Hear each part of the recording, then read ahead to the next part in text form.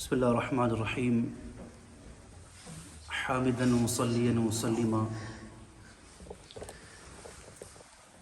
Today's topic is Islamophobia, and it's a topic which is close to my heart.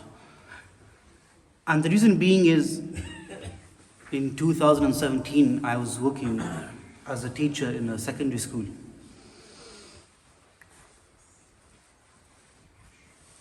I was discriminated against by the school and the agency I worked for.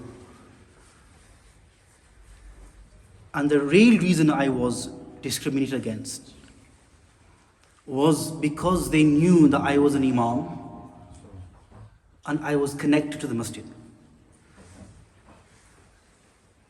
And they actually, in their discrimination, one of the remarks they made was, "We know you come from a mosque, but you can't do X at school." And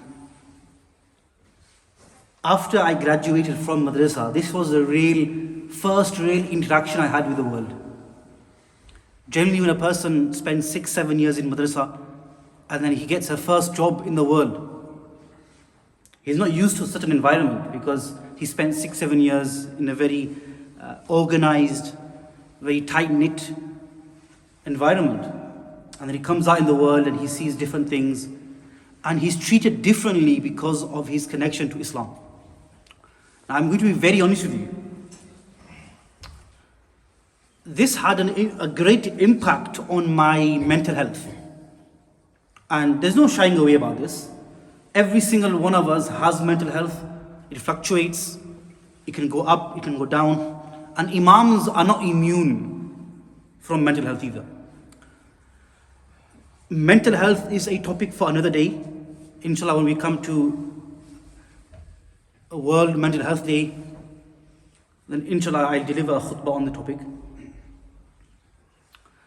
But just as passing, I'd like to say that I know imams, ulama, who have really bad mental health, to the extent some of them have been sectioned.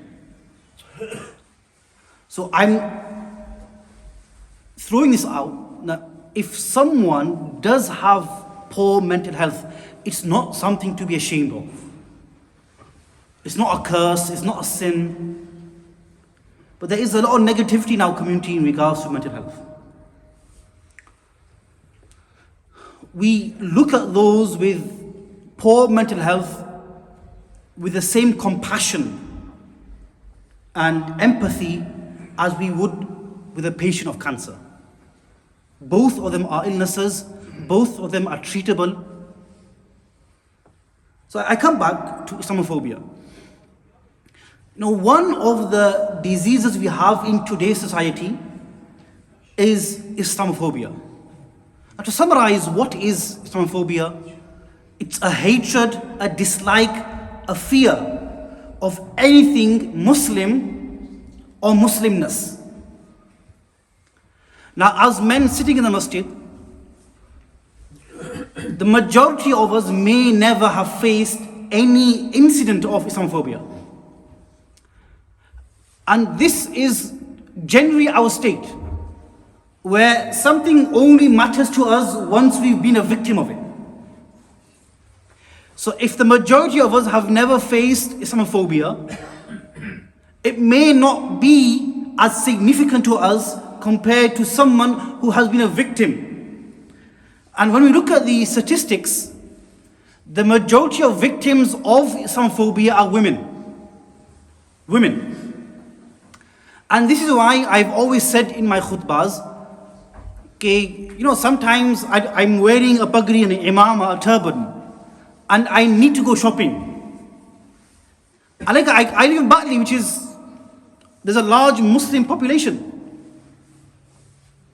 But because I'm going to Tesco's or to a supermarket, I'll take off my pagri. Why? Because I don't want to get stared at.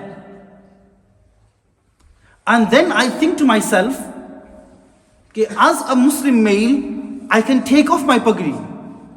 You can take off your topi. You can change your kurta for a t-shirt or a blazer.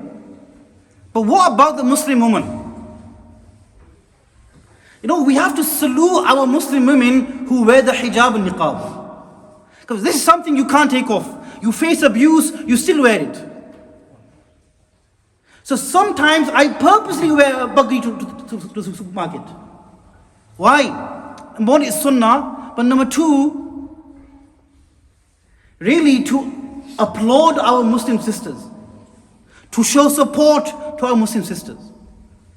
Because in general, the victims of Islamophobia are women.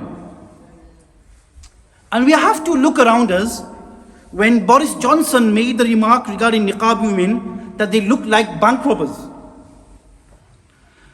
According to statistics, hate crimes against Muslim women in niqab rose rapidly because of these comments. So who is a victim generally of Islamophobia are women. And we know of cases where Allah ma farmai that some of our Muslim women have been victim of Islamophobia wearing hijab and niqab, and because of such incidents they've decided to remove the niqab and hijab. This is not an answer, but it's happening. Last 2 years we've had in the media Azim Rafiq. You all are aware of him. He was a player playing for Yorkshire CC, right? And we know of the Islamophobia he went through, where he had a prayer mat and his musalla was desecrated with human body fluids.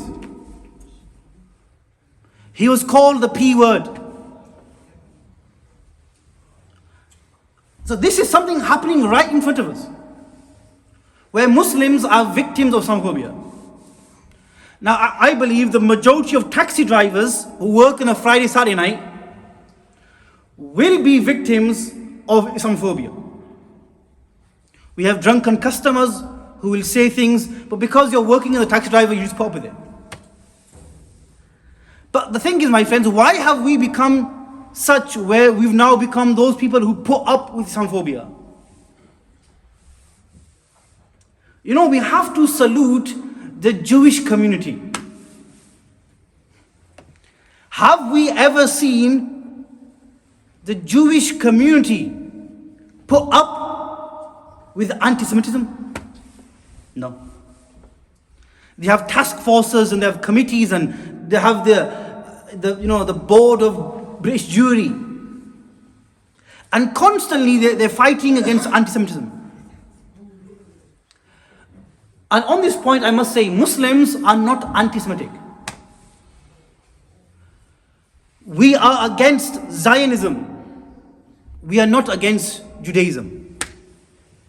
We may abhor what Zionism stands for today, but we don't hate a Jewish person just because he's Jewish. In the same way, we don't dislike or abhor a Christian just for being a Christian. We dislike, abhor the abhorrent ideology which is Zionism, but we don't have a personal vendetta against individual Jewish people. So what can we do in regards to Islamophobia? Number one, the advice I is given is, if it is an imminent case of Islamophobia where you are facing it in the now, then you should ring 999. If it's a case which has happened in the past couple of hours, the day, week, then either you can ring 111 or you can contact, most of you would have heard of MEND. MEND, they've delivered programs here as well, and they're a national organization, mashallah, which is doing great work. They have a unit called IRU, Islamophobia Response Unit, where you can email them, ring them, and inform them of your case or incident of Islamophobia. And my friends, it's very important we report cases of Islamophobia. 10-15 years ago, if somebody attacked a Jewish person, that would be recorded as an anti-Semitic crime. If somebody attacked a Muslim for being Muslim, that would just be a hate crime. Men have campaigned relentlessly, and now most, if not all, of the police forces across the UK, they now regard every Muslim anti-Muslim crime as a separate Islamophobic incident. Before, it was just brushed under one hate crime. But now, because of this, we can now actually record the amount of anti-Muslim incidents in the UK. And this is actually a great ni'mat, because we can actually see the increase over the years of anti-Muslim incidents. And this team actually really supported me when I went through my incident. And alhamdulillah, we took it to the tribunal, and alhamdulillah, I won a small payout. But that's not the issue. The issue is that these things need to be taken to task. And when we take these things to task, then inshallah these things will slow. And I finish on this, that I believe our akhlaq can become the means of diminishing Islamophobia around us. You know, my friends, those who are from Karachi, you know, your biryani, mashallah. You know, give it to your neighbor, and I think half of Islamophobia is gone. And our akhlaq. Wa akhiru da'wana alhamdulillah.